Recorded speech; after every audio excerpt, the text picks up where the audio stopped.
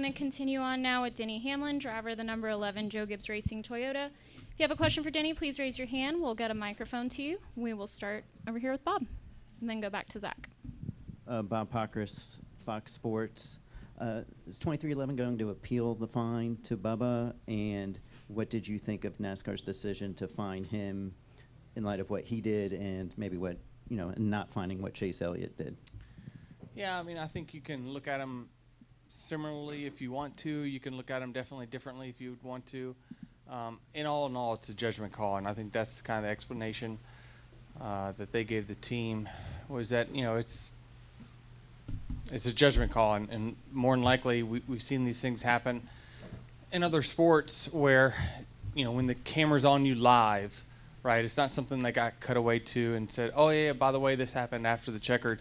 I think it's just being live right there and everyone seeing it probably caused a little bit more of a social media uproar, which then they responded to that. So I think from the team standpoint, I don't believe there'll be any appeals or anything like that. I think it's a learning moment that you try not to repeat. Are you okay with what Bubba did, or did you go through this and I didn't weigh in on it with him because I think that those things happen on a regular basis each and every week.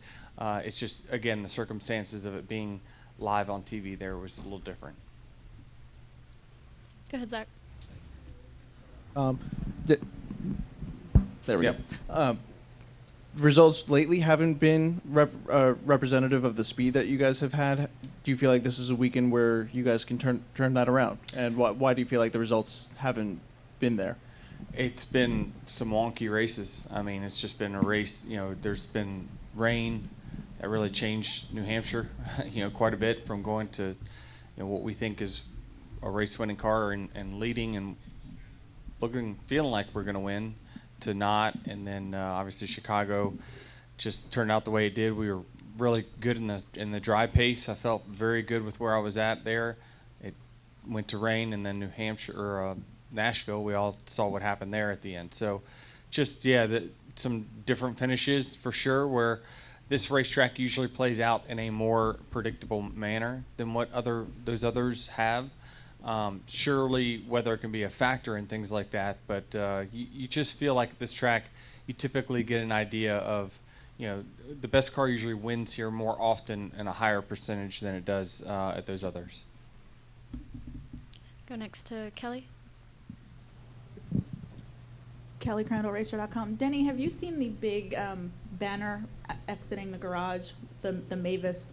I've seen it on social, yeah. Okay, so where I was going with that was, given everything that happened last year, do you get a chuckle out of that the fans now have to, it's you and your car up there welcoming them back? Yeah, I love Mavis for it, for sure.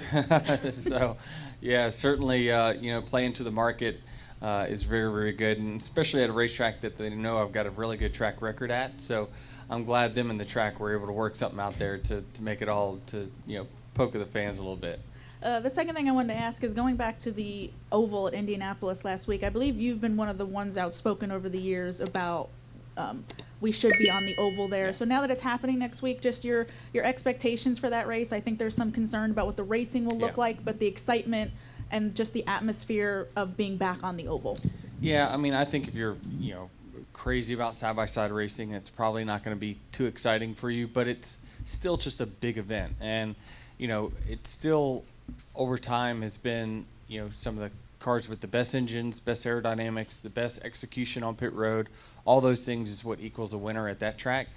There's many different ways you can win in NASCAR, right? It doesn't always have to be through, the normal competition that always happens. We've seen it, fuel mileage be a part of the last few winners and things like that. So Indy will be no different. It will be an execution type race.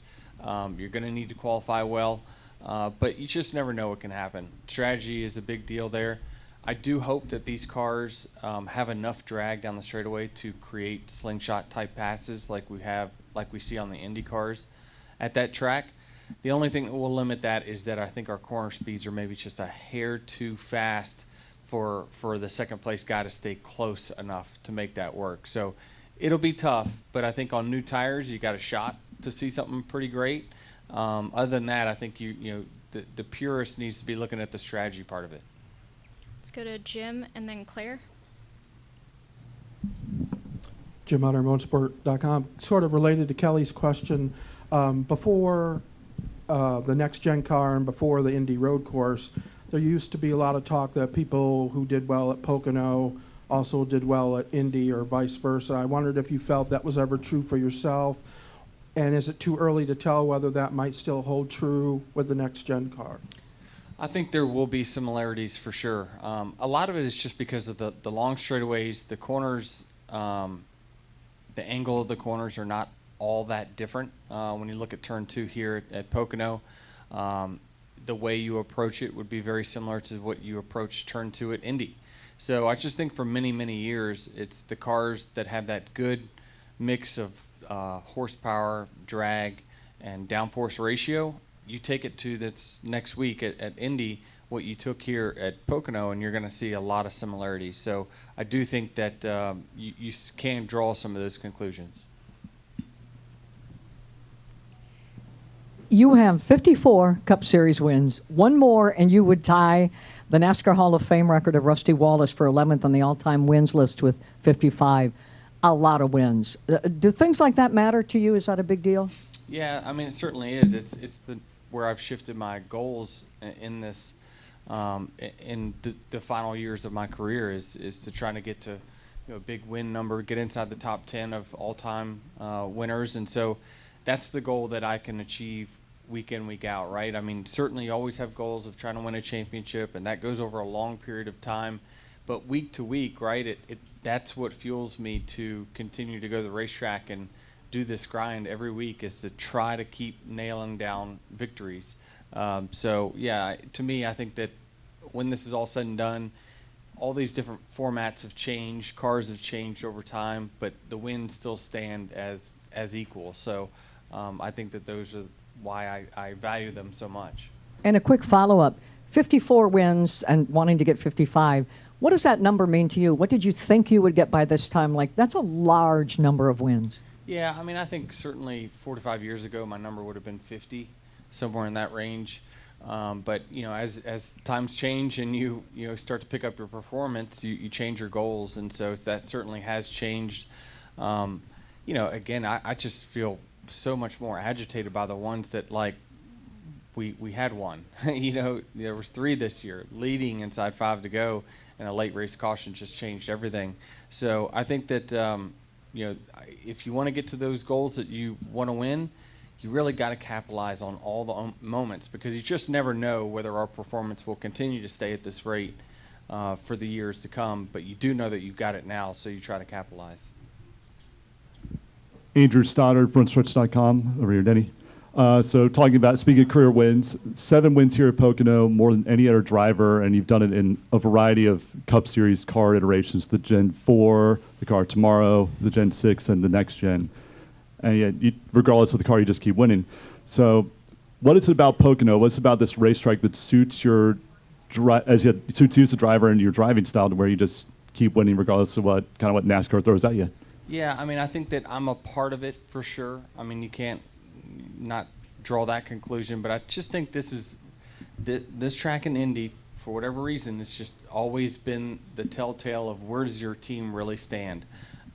Because you have to have such good execution on pit road, your strategy has to be good, and you have to have those 3 things: low drag, high downforce, high horsepower. Like, those are the things you have to be fast in the Cup Series week in, week out. And this track in particular just really magnifies it. And so I think that I've just been blessed with being with a really, really good team that figures this out. And certainly over time I've given them the information that they've needed to build me fast cars. So I think it's just my driving style of being typically easy into the corner, hard off the corner, works when you got these long straightaways. All right, thank you. Sorry. Good. All right, Denny, I know this is a track that you've done very well at. I know the focus remains here on Pocono, but looking a few weeks down the line, Richmond is coming up again. You won there earlier this year. How do you sort of repeat that similar success at a track that you've already won at, especially you'll have a couple weeks off due to the Olympics, so to get back on track there, head to Richmond and, you know, win there for a second time, how does that approach sort of Yeah, I mean, I'm always trying to get better. It doesn't matter what the result was. I mean, if I think back to Richmond, we won, but we weren't leading. We weren't going to win unless the late race caution came out. So I think that there's some improvement to be made there, and we've already kind of gone over what we need to do to be better there. And then once we start preparing here in a few weeks after the break, we'll treat it just like a track we've never won at, and that's, you know, focusing our full effort on bringing the best car we can, and me making sure that I do what I need to do in the car to keep winning at that track. So I think that you know, this is a never-ending cycle, and as much as the cars look the same, we've been here now 3 times with this car. Every time setups have been different. You know, things have always changed. If you change the weather 10 degrees at this racetrack, we're going to have to go back to the drawing board and come up with something new. So we're never just kind of resting on our laurels and saying, you know, well, we won there last time, we'll be good. We still have to put in the same amount of preparation week in, week out to be good. All right, we have time for one more question. We're going to go to Zach.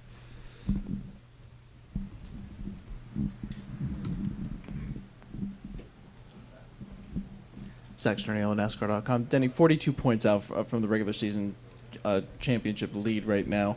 Is there enough time with the amount of races left for you to catch Larson at this point, or any of the other top 3, and give yourself a shot at this regular season championship? You know, I think that unless they have problems, it'll be tough. But I mean, everyone is struggling to find consistency, right? We were as consistent as anyone for 5 weeks, and then now have had 5 weeks the exact opposite. So I just think that you know, we would need help for sure, and we would need to be as good as we were 2 months ago, right? So as far as execution and finishing position, so it is very, very, very possible. But you're going to need a few, you know, stub toes here and there.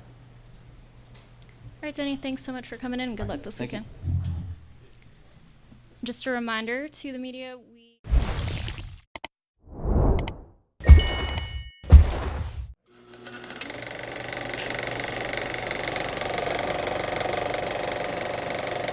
All right, there's the checkered flag. Great job, driver.